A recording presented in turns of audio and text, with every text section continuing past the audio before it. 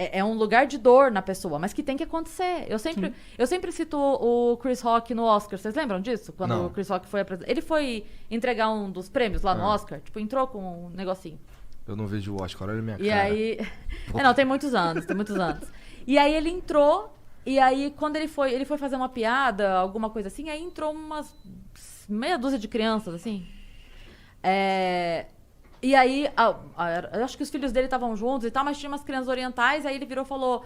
ele falou, esqueci a ficha, cadê a ficha? Aí as crianças entraram pra entregar a ficha pra ele. Aí ele falou, elas pararam de fazer tênis e vieram me trazer a ficha rapidinho. Beleza. Aí o Twitter, no Chris Rock, por quê? Piada com trabalho infantil, piada com não sei o quê, sabe? Porque é China, porque os caralho a quatro. Xenofobia. Aí eu falei, gente, olha só. Aí eu fui no Twitter. Falei, ele não é um palestrante pra dar uma palestra sobre trabalho infantil. Ele não é um pintor pra fazer um quadro sobre trabalho infantil. Ele não é um cantor pra fazer uma música. Ele é um humorista. Esse cara usou a maior audiência mundial, que tá todo mundo assistindo aquela merda, pra lembrar a madame com vestido de $100 mil, que naquele momento, enquanto ela tá ali comendo caviar, crianças estão trabalhando. É claro que não é gostoso ouvir. É óbvio que não. Mas se eu fosse uma criança lá na puta que pariu, escondida trabalhando, eu ia querer que alguém usasse a maior audiência do mundo pra lembrar essas pessoas que eu existo. Como? Bom, aí é como ela consegue fazer. Ele é um humorista. No caso dele, ele é humorista. No caso dele, ele é humorista. Então ali, não era um ataque... mas daí você não pode zoar as minorias. Mas ele não tá zoando as minorias. Não tá. Ele tá lembrando os outros que as minorias existem. É tipo assim, ei, bonitões aqui, com prêmios de $milhões. Sabe o que tá acontecendo nesse momento? Crianças estão parando de fazer tênis pra trazer a minha ficha aqui, pra dar o prêmio pra vocês. Isso dói. É claro que dói, mas tem que fazer. Tu já passou por situações assim, de nego encher teu saco por causa de piada?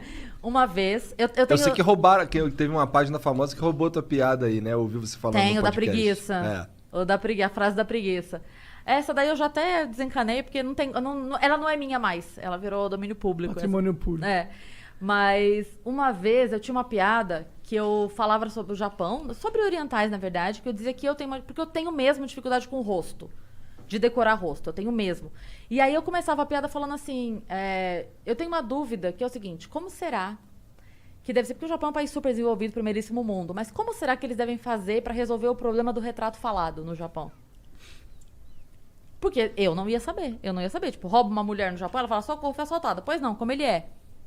Olho puxado. Igual você. É igual o delegado, é igual o seu marido, é igual o cara da padaria, é igual absolutamente todo mundo.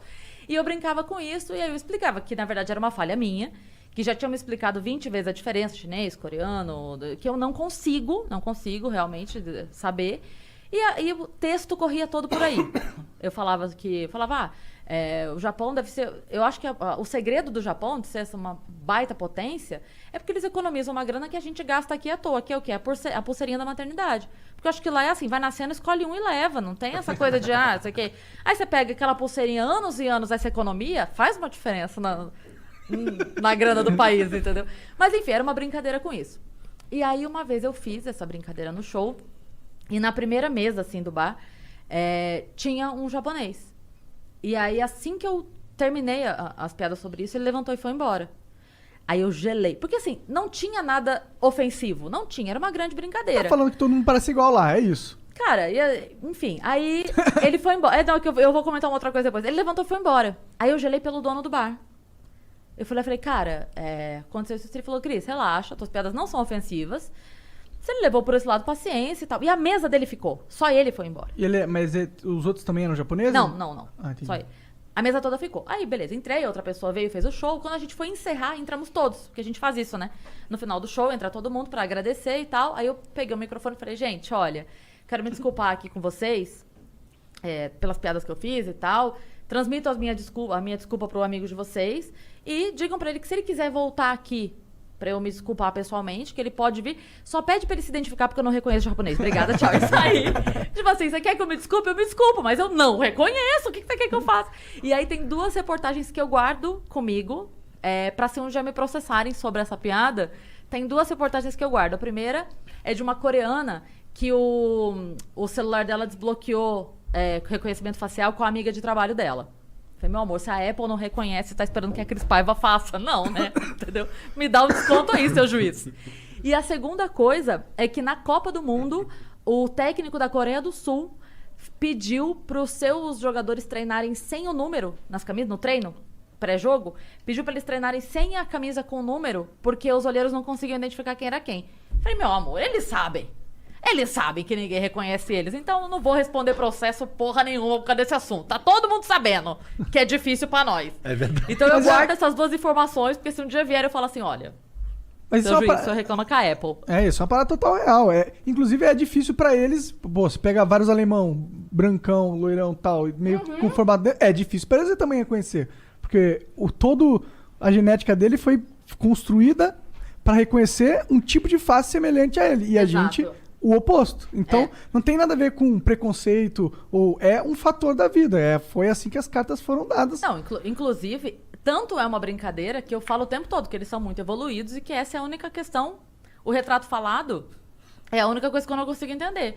Cara, a única coisa que a gente consegue ganhar dos japoneses é o talher. Foi a única coisa que a gente tem melhor que eles. Sim. Que O resto, sim, verdade. O resto, tudo eles estão na frente. Então, assim, deixa a gente é o primo pobre, deixa a gente zoar vocês. Sim, inclusive, é até piada chamar um japonês de inteligente pra cá de nerd, né? Porque é meio que comum. Todo japonês é inteligente pra caralho. E tem uma coisa que se eu faço essa piada e ela funciona, é porque é um conceito geral. Não sou eu que tô embutindo esse conceito na cabeça das pessoas. Sim. Eu fazia uma piada com o Lu Santana, dele ser vesgo. Eu zoava isso.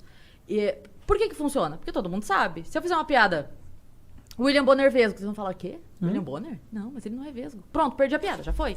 Não é um conceito. Eu não posso embutir um conceito na hora de fazer a piada. Você tem que seguir uma regra pra criar piadas. Exatamente. A piada, ela se baseia numa regra comum.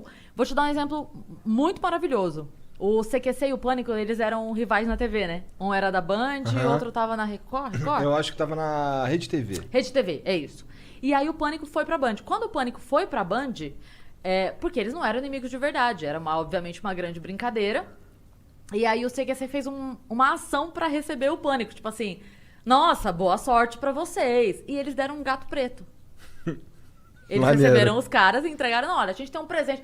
Pra não dizer que a gente não é um presente, entregaram um gato preto. Aí a Associação de Proteção dos Gatos Pretos foi reclamar e querer, etc, etc. Aí eu falei assim, gente, olha só. Eu sou super pela ONG de animais, eu ajudo, acho do caralho. É que ali não era essa questão, entendeu? Eu falar assim, olha, sejam muito bem-vindos, tá aqui um copo d'água. Todo mundo vai falar, por quê? Não ia ter piada ali. Por que tem piada? Porque todo mundo tem o conceito pré-estabelecido de que gato preto dá azar. É um símbolo de azar. Eles não estão falando matem gato preto, eles não estão falando batam no gato preto. Sim. Mas acho que o argumento deles, eu não concordo. Quer dizer, eu concordo com... Eu acho que é verdade esse argumento. De falar que quanto mais você... esse estereótipo do gato preto dá azar, maior é a quantidade de mortes de gatos pretos. Sim. Isso acontece, ok. Sim. Mas...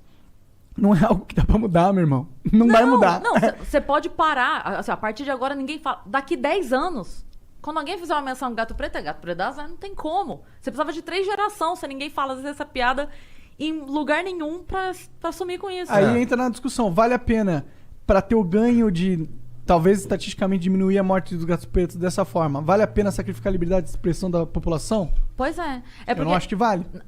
Não seria muito mais correto ensinar as pessoas que não se matam o gato?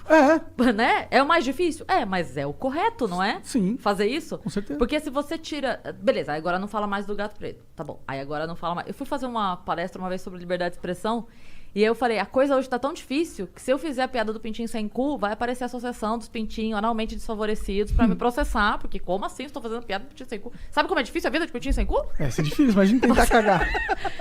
Porque hoje em dia nada toda mais. vez que ele vai peidar, ele explode, né? É muito difícil a vida dele. 1 minuto de silêncio pelas vítimas. Pelas vítimas dos... Reza a lenda que tem uma famosa aí que nasceu sem cu. Não é, Jean? É o que dizem por aí.